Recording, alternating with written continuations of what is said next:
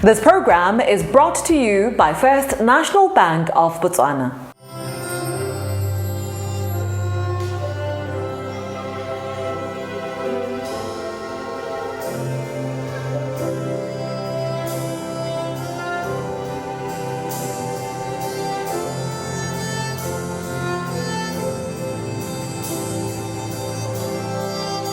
Welcome to the Christmas edition of First Issues, and this time of the year is when the curtain rises not just on the birth of Jesus Christ performance, but also on a critical financial period for most media entrepreneurs like our guest Maxwell Dichi, who's the founder of Dichi Media. Known primarily as an enterprising entertainment personality, Maxwell's current role as Joseph in the holiday spectacle Kriste, a Christmas musical, reveals the razor-sharp commercial acumen that underpins his celebrity. For Maxwell and others in the creative sphere, the Christmas season is far more than just a cultural moment. It is an annual and inescapable climax of profitability. The magic of the season hinges on two psychological factors that fuel creative commerce: heightened consumer emotion and a concentrated period of giving urgency, unlike the sturdier revenue streams of the year. And Maxwell perfectly capitalizes on this shift. The profits generated from his approach take an intentional effort in strategy and tact, skills that every entrepreneur in the creative space should possess, and those that Maxwell has clearly mastered, even during a time that is considered forgiving only. He imparts some of his entrepreneurial thoughts in a conversation we had the pleasure of having with him. Thank you so much for coming on First Issues and affording us your time. We're here today to talk to you about your musical production, Kriste. But let us start first by understanding why it was important for you to tell the story, but more so enterprise it. Right. I think before we get to enterprising, let's talk about why we want to tell the story. So I'm gonna go back from how we formed the group Tsoho, which is now the one telling these stories. It started with my journey of being saved, obviously, and as an actor, I felt that it's important to create stories where we can comfortably portray its characters. Characters where there's no darkness and it's just light, and characters that can revive people, characters that can entertain families. And being a Christian, I felt, let me have a project that is dedicated to my faith, and that's where Tsoho was birthed, which is our Easter play, where mostly I just narrated the story. And right after that, the group was very happy about what we did, and they're like, let's jump on and do a Christmas play. Then I had to write Kriste. You are the writer, the leading actor, and also the director of Kriste, right? That makes you, in essence, a mediapreneur, right?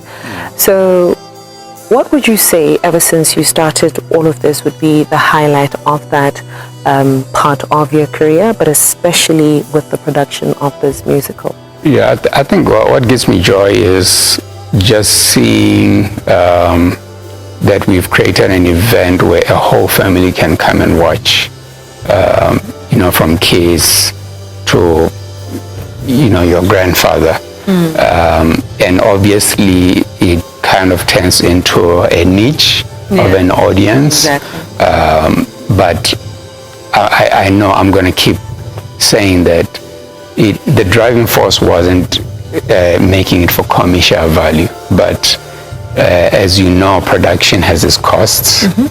There's sets, there's talent that has to be paid, there's venue that has to be paid, and you find yourself having to now look for funders and finding ways to mitigate those costs. Entrance fee is one of the ways you can do that. This time around we've been funded. I don't know if I'm allowed to mention the funder, but we've been funded to do the production for the first time. And I believe they did that because they see commercial value and sustainability in what we are building. Let us talk about that commercial value and the sustainability, right? This now is a time of giving, right? It is not, well, for the Christian people anyway, it's not a time to be making money. In fact, part of the Bible prohibits the selling and during this time. And so how did you find that balance of saying, this is my faith and I want to share this story that is important to me, but also looking at the realities of, like you said, producing such work? There are people that you need to be paying, who are the actors, who are the set producers. There's also technical people in there as well. So where did you, or how did you draw that back? So it comes down to quality. Already every church creates a Christian play every December. And every Easter, every church creates the story of, the crucifixion. So what it tells you is that congregants already serve, provided as a service to churches to create the plays. But the quality differs because they would spend a week or two, to come up with a play. We are doing this for 3 months, with experienced actors, experienced vocalists, experienced musicians. We've got a live band, and the longevity of the length of it creates costs. And because now there's some sort of value on that, we now have to say, okay, let's cushion the costs. There's so much talent in churches that is not explored because they don't have enough platforms to showcase. There's so many gospel artists who don't have a platform to go and sing. So I don't want to say we're creating employment, but we are creating some work for those people.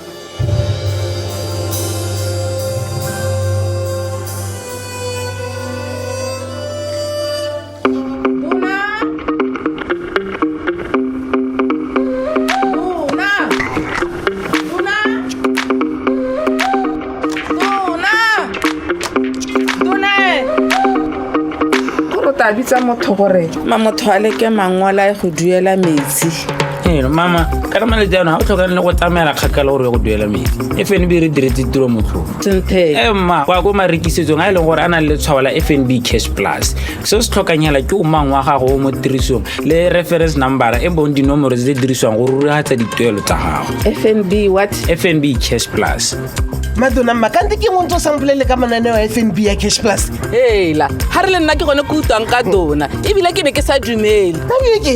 Deposit cash and coins, withdraw from e-wallet, make cardless cash withdrawals, buy prepaid airtime and electricity, pay bills such as water, electricity and many more. FNB. Dona. Nyawa ene ke ra sa thare. Mpare motiki. Na ke ra go motho hela mamarapedi go tola sekontere hela o bua go semosong wa go duela semosong manane wa FNB cash plus. FNB, how can we help you?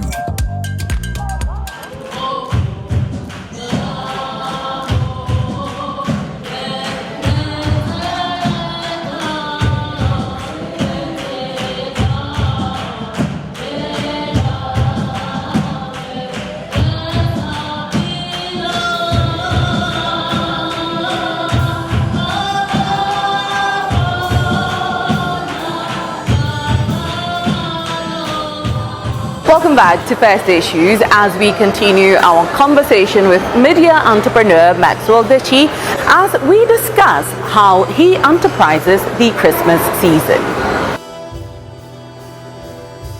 As a mediapreneur who is also a believer, right? There's so much criticism that comes with selling the gospel, quote unquote, right? So my question to you is, has that ever been a thought that crossed your mind that created a challenge for you in enterprising, especially this time of year? Yeah, there will always be those doubts. There will always be some form of backlash because the audience is vast. You know, one person would expect to see the show for free, you know, and overlook the costs that come with it. In the Bible, there's a scene where Jesus goes to the church, and you know, there's a market outside, and he throws everything away because these people are selling on the day where they should be worshiping. You understand? But at the same time, the Bible is not against you being provided for. The Bible is not against pastors making a living. You understand? Jesus himself had to be a carpenter. You know, he wasn't like, Father, just send me food, you know. So there is that, but I want us to look at the bigger picture. You know, the likes of Mel Gibson, they did The Passion of Christ, basically a blockbuster. Yeah. Till today, Christians watch it, they weep while they watch it. They don't question how much the person was paid. You know, the actor in that film struggles with that role because people are putting his picture in houses and worshiping him, and he says, that's not Jesus, that's my face. You see, so right now we've commercialized Christmas, which is the birthday of Jesus. Is more commercial than its worship. You see, so I think the world will always find a way to turn a good thing into a bad thing. You know, but it shouldn't stop us from wanting to preach the gospel.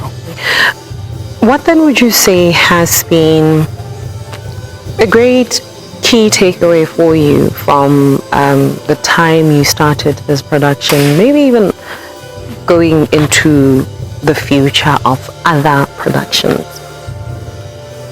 I mean, look, what warms me is the way people receive the work that we do. You know, when we started, one of the touching moments was we did our first play in a church. We couldn't afford a venue, and it turned out that the acoustics for the church were even better. The architecture was better.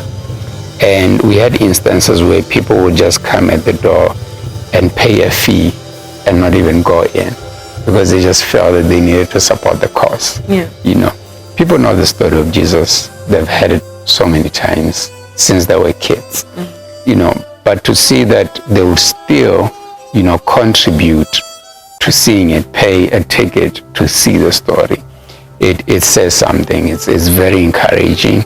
And I have seen other talents grow because of the project.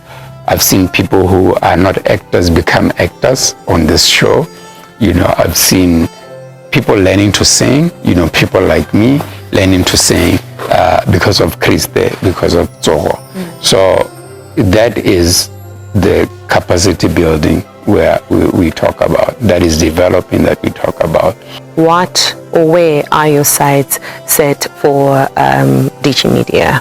Is it just to be in musicals, or are you looking for a far much bigger picture than just the stage? Yeah, I'm hoping where we are driving to is to create content mainly. There's still a vast gap in Botswana, in Southern Africa, for content that is African, that is mainly Botswana. As I speak to you, we don't have our local soapy, we don't have a local sitcom, you know. there's so much that we don't have, and a lot of us are waiting for funding. You know, there's just so many things that I think are making it impossible. But over that, we have a lot of talent in Botswana. We might not have the audience, but we have a lot of talent. And I hope Dichi Media can help make Botswana a content hub where we can create content here and take it out to a bigger audience. So the more we'll get blessed, if one day we are blessed, we'll build our own studio, we'll build our own channel, which can create a platform for local content. In conclusion, Maxwell Dichi's Christmas play is not just an artistic endeavor, it is a masterclass in seasonal business optimization. By layering creative collaborations with intellectual property ownership, entrepreneurs like Maxwell turn a few weeks of festive storytelling into the most financially dominant period of their year. And on that note, see you shortly after commercials.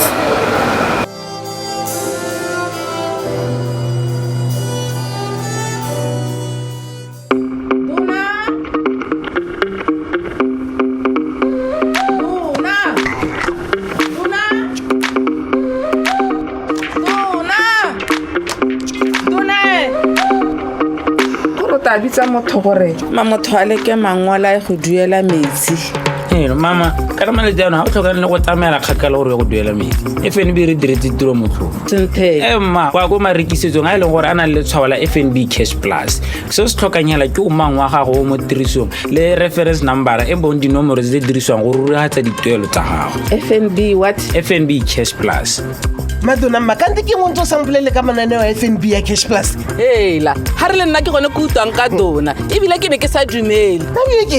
Deposit cash and coins, withdraw from e-wallet, make cardless cash withdrawals, buy prepaid airtime and electricity, pay bills such as water, electricity and many more. FNB. Dona. Nyawa ene ke ra sa thare. Mpare motiki. Na ke ra go motho ya la mamarapedi. Go tola skontere hela. Wa go semosong wa go duela semosong. Manane wa FNB Cash Plus. FNB, how can we help you?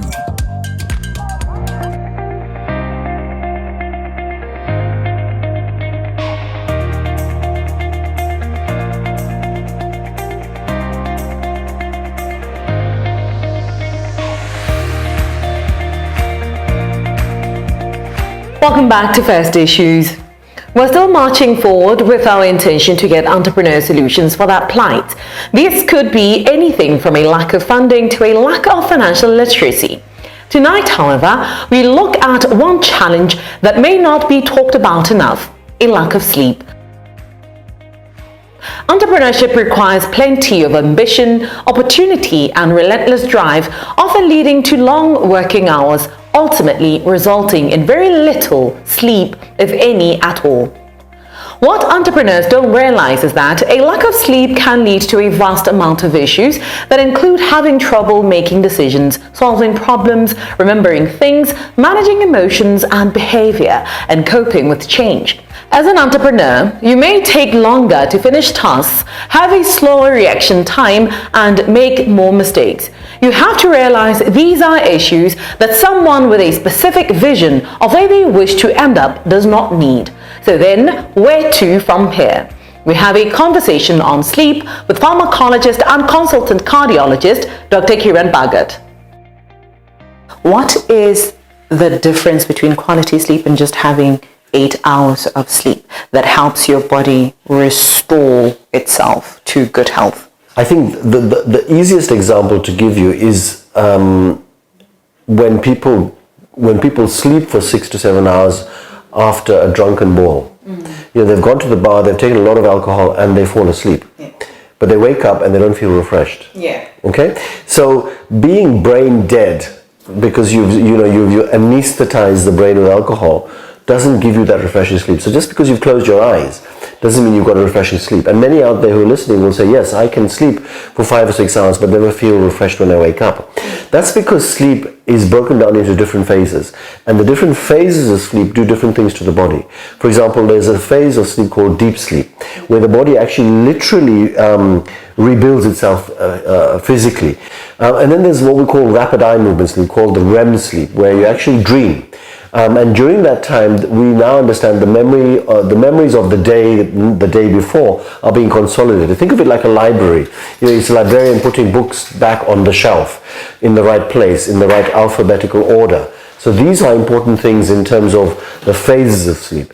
So it's not only the number of hours you spend in bed, but it's also the quality of sleep that you have. Were you restless? Did you get up? Was the dog barking? Is it light? Is there a device in the room? Is there alarm going? Is there? Are you getting messages when you're at sleep? You can hear the bing bing of a message. These things make the sleep very light, and they don't give you a refreshing sleep. We also understand that there are some sleep disorders out there. What are they, and why is it important for you to seek help once you suspect that you may be suffering from one of them? That's a good question, and I think that's entirely different to the lack of sleep, in the sense that there are certain types of sleep disorder that actually prevent you from sleeping either at night or make you sleep during the day. A classic example is a condition called sleep apnea. Sleep apnea is literally a condition where you stop breathing during sleep, and it particularly happens to people that are overweight. Another classic condition is a condition called narcolepsy, where literally it's a brain condition where you lack a particular type of chemical that keeps you awake, and you may be having a conversation with somebody and you just suddenly fall asleep. These conditions need specialist attention, referral to a physician, and thereafter management in terms of obesity, losing weight. Sometimes they need to have a machine that forces oxygen into their system at night, and with narcolepsy, where you're falling asleep suddenly during the day, it requires certain medication to keep you wakeful. But we live in a world that is constantly on the go, 24/7 charged. So what are some tips that you can give so that we have a more hygienic sleep schedule and a sleep routine? That's another very good question. I think that the important message out there for people is to set a routine, is to by and large, other than the occasional party or wedding or night out, is to make sure you go to bed consistently at the same time. So that you wake up at the same time. It's to also make sure that before you go to bed, you wind down. You begin to shut off your media. You begin to shut off your television. The bedroom is to be with your partner and is to be used for sleep. It's not a workplace. If the brain knows that you do work in the bedroom, it'll think that you're going to work. If you're looking at a cell phone, particularly the blue light of the cell phone is very similar to the blue light of the clouds. The sky. So the brain thinks that it's still wake time. It doesn't begin to wind down and produce chemicals that make you sleep. So devices should not be in the bedroom. TV should not be in the bedroom. A laptop shouldn't be in the bedroom. It should be dark. If there's a lot of noise, you may even want to put earplugs. If there's a lot of light somewhere, you may want to actually have something that covers your eyes. You need to make sure it's an environment that is hygienic for you to sleep. And of course, avoiding things that overstimulate you. Coffee at 1 or 2 o'clock in the afternoon can affect your nighttime sleep. So cut your caffeinated products at night, not eating heavy meals at night because the body is busy digesting the food rather than attempting to sleep. So these are important things to develop a sleep hygiene schedule where you can.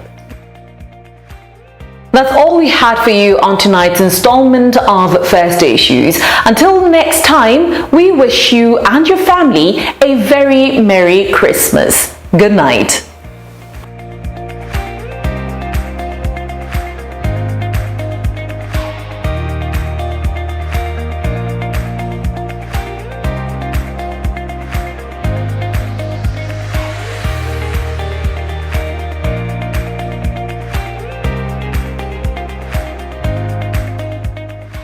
This program was proudly brought to you by First National Bank of Botswana.